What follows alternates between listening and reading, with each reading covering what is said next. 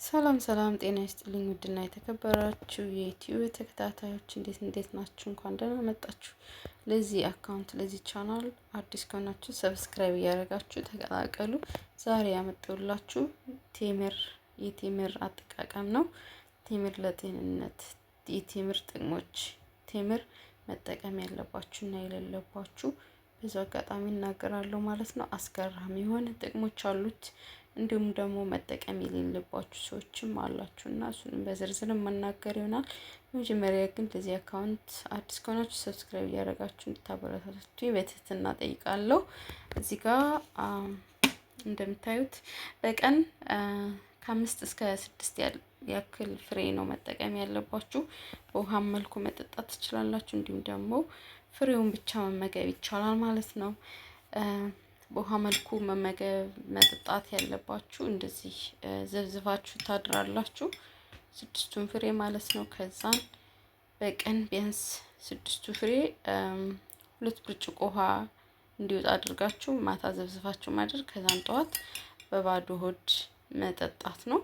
ከለዛ ደግሞ እንደዚህ ማድረግ ከከበዳችሁ እነዚህን ፍሬዎቹን ያነሳችሁ መመገብ ነው። አስገራሚ የሆነ ጥቅሞች አሉት። አንደኛ የድካም ስሜትን ይቀንስልናል ማለት ነው። ቴምር በውስጡ ከፍተኛ የሆነ ኃይል ሰጭም ነው። ሁለተኛ ደግሞ ምግብ በልተን አልፈጭ ላለን ሰዎች በጣም ቆንጆ ነው፣ እንዲፈጭ ይረዳናል ማለት ነው።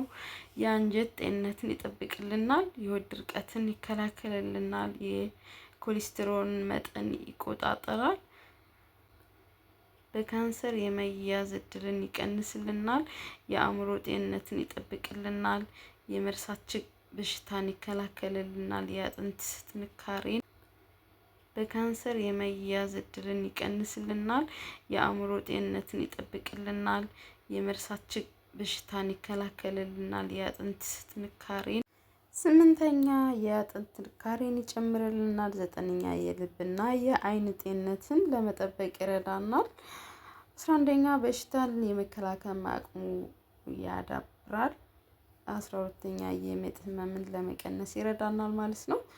እንግዲህ ይሄን ይመስላል ጥቅሞቹ ማለት ነው።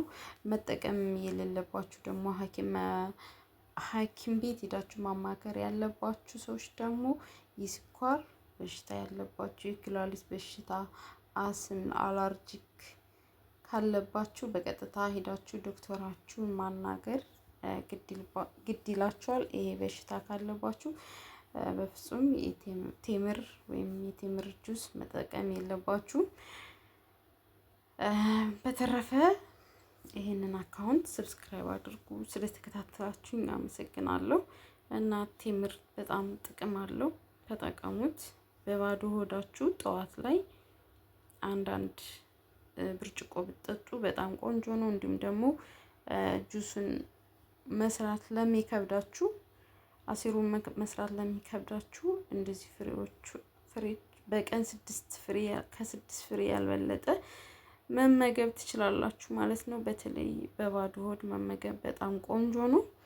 አስገራሚ ጥቅም ነው ያለው። ይሄን ይመስላል ውዶቼ። ይኸው እንግዲህ በዚህ መልኩ መስራት ትችላላችሁ።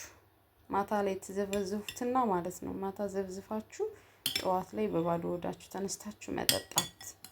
ይሄን ይመስላል ተምሩ ማለት ይሄ ተምር ነው። ዘፍዝፌው አድሬ ነው። እዚህ ጋር ደግሞ ፍሬው እንደምታዩት አለ። ይሄ ማለት ይሄ ዘፈዘፍኩት ይሄ ነው ማለት ነው። እንደዚህ መጠቀም ትችላላችሁ። በጣም ቆንጆ ነው ለጤንነት፣ ተጠቀሙት። ስለተከታተላችሁኝ እጅግ በጣም አመሰግናለሁ። በሌላ ቪዲዮ እስከምንገናኝ ደህና ሁኑ፣ ደህና ቆዩ። አመሰግናለሁ።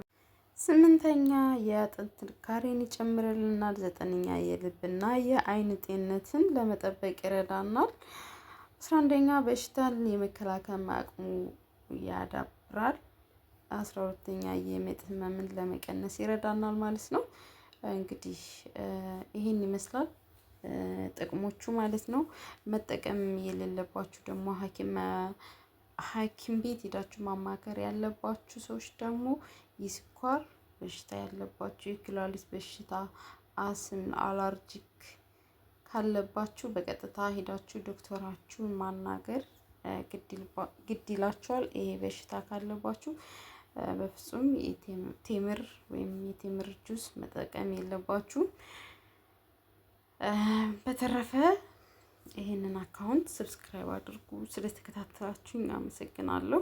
እና ቴምር በጣም ጥቅም አለው፣ ተጠቀሙት።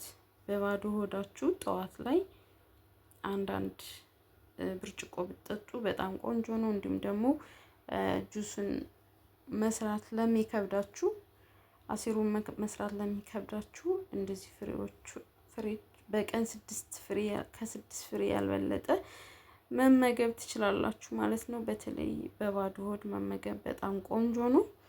አስገራሚ ጥቅም ነው ያለው። ይሄን ይመስላል ውዶቼ። ይኸው እንግዲህ በዚህ መልኩ መስራት ትችላላችሁ። ማታ ላይ ተዘፈዘፉትና ማለት ነው። ማታ ዘፍዝፋችሁ ጠዋት ላይ በባዶ ሆዳችሁ ተነስታችሁ መጠጣት። ይሄን ይመስላል ተምሩ ማለት። ይሄ ተምር ነው፣ ዘፍዝፌው አድሬ ነው። እዚህ ጋር ደግሞ ፍሬው እንደምታዩት አለ። ይሄ ማለት ይሄ ዘፈዘፍኩት ይሄ ነው ማለት ነው።